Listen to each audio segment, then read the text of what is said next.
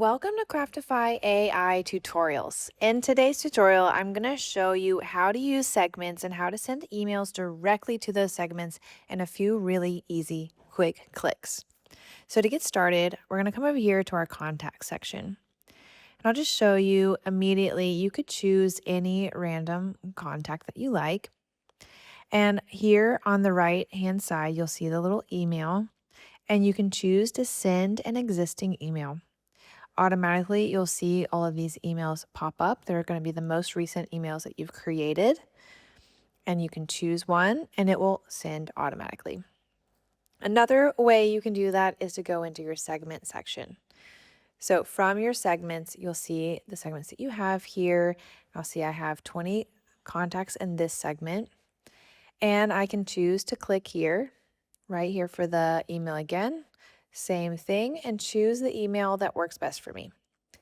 This time it's going to show me all of this setup. So you're going to either choose send directly, remind, or send via Zapier, depends on how you have everything set up. You can come down, you can choose which email.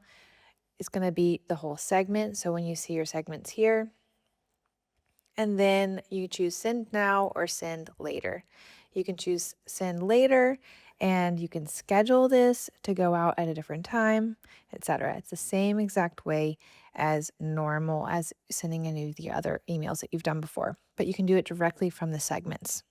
Now, a third and final way that you can send an email out to people, out to your segments, is you can go into your contents and go to the email that you like. Choose send email, choose send directly or whichever way you'd like it to be sent.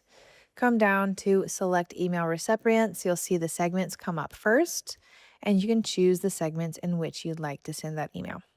So it is that simple and that easy.